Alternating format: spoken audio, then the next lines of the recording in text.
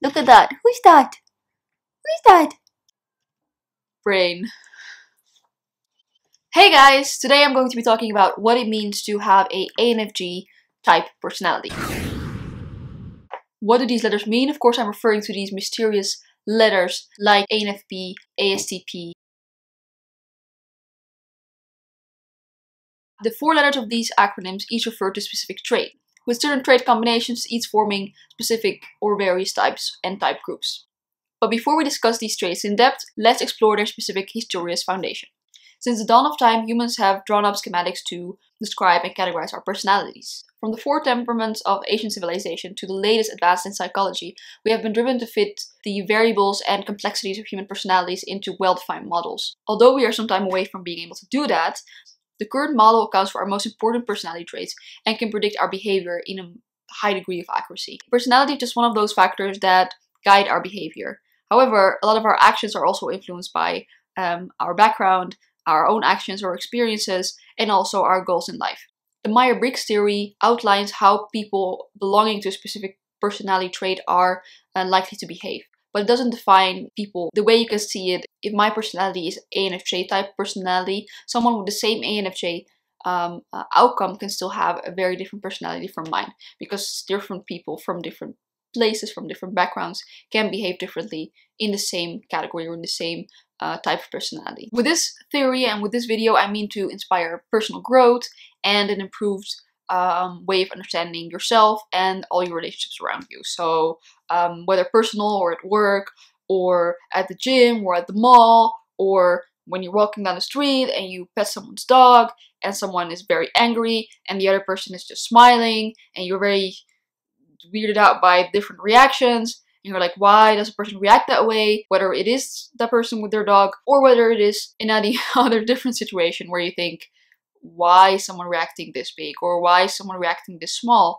It can be because their personality is just very different from yours and they view things, your life, in a different way. They have a different perspective. By learning this theory, which I find very, very, very interesting, you'll learn a bit more about yourself, you learn a bit more about the other people in front of you. Once you understand where someone is coming from, you have an understanding of why they behave a certain way. And that way it makes it easier for you to either reply or distance yourself from people that you don't want to be around because they just don't go with your personality. So let's move further into the different personalities, what they mean and how they get formulated. I will also give you more information about how you can do your test yourself, where you can find the test. That way you can learn a bit more about your own personality and what it means, what it does, and what you can do.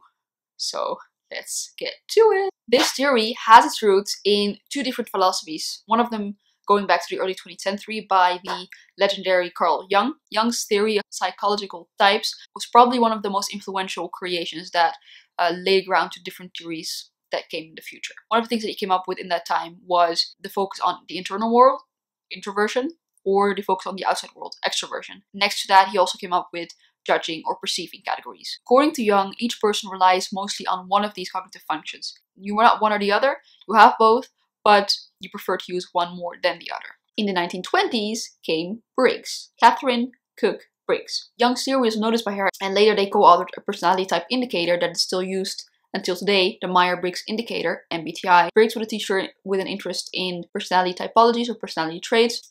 Briggs was a teacher with an interest in personality typing, and she had already developed her own theory before learning of Jung's theory, and later kind of developed more on that. From that actually came the acronyms that we use and know today. Of course, there's a lot more to the Myers-Briggs theory and Carl Jung, but this is just tip of the iceberg. So moving on to the acronyms, I'm going to explain briefly the different acronyms. We have 5 personality aspects, 5 different personality aspects that together combine different traits that form our personality. Those being mind, nature, energy, tactics, and identity. Mind shows how we choose to interact with our surroundings. You have introverted person and an extroverted person. Introverted individuals prefer to do solitary activities and kind of get exhausted by a lot of social interactions or big groups of people. It can be a bit suffocating, it can be energy consuming, while extroverted individuals get their energy out of social interactions and actually like to spend their time more with people around them or a big group of people, social events. They actually get their energy out of those different type of events or different types of social circumstances. Then we go to energy.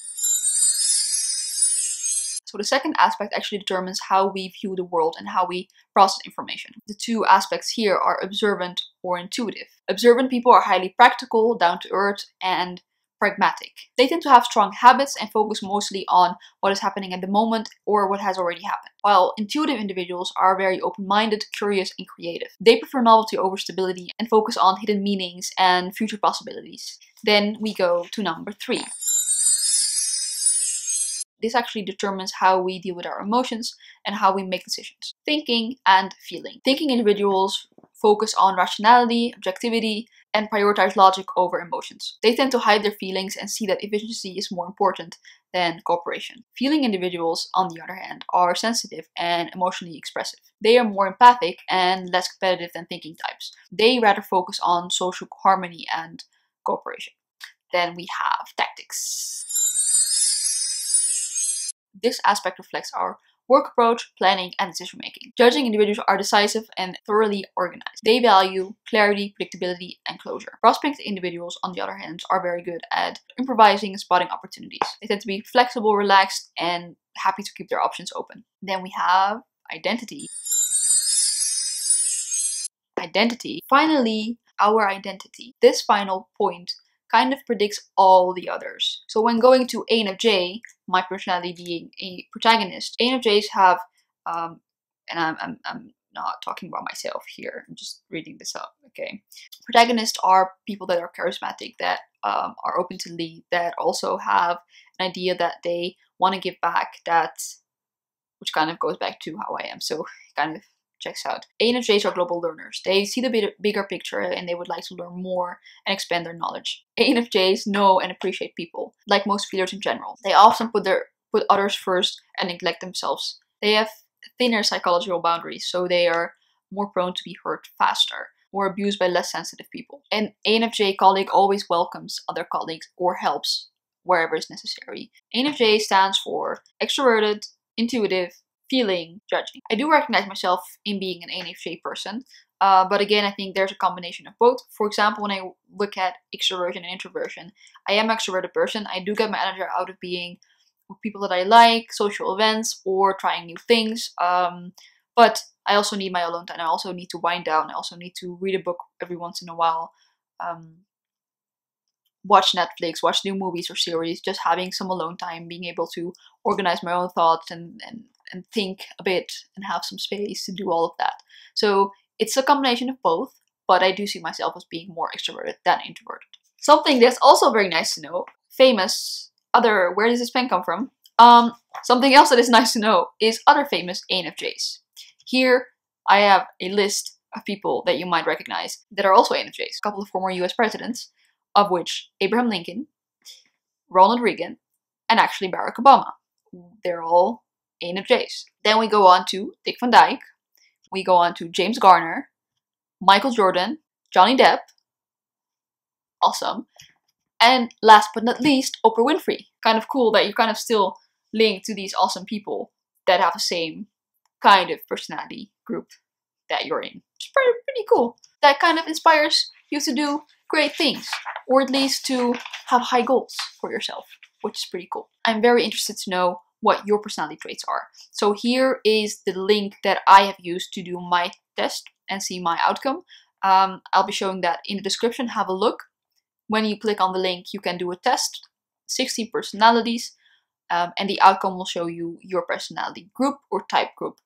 Let me know in the comments below. I would love to know. The subject is something that I really love. I can talk all day about this. Don't forget to, I always do this wrong, but I would say go to subscribe to this video on this side. Like it, subscribe it. Or here if I did wrong again. But I probably is here, right? Probably. Or this side.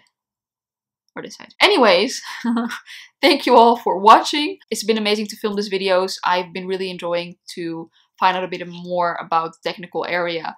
Camera, light, sound, editing. It's a lot of work, but I love the outcome and I love doing it. So thank you all for contributing to this journey. Thank you all for helping me. Thank you all for watching and subscribing to this channel. as of this far, and I hope to see a lot more of you in the future. Oh wait, I think I have someone to introduce that you might want to see. Somebody is waiting over there. 1 second. So I have this little kitty over here. Look at that. Who's that? Who's that?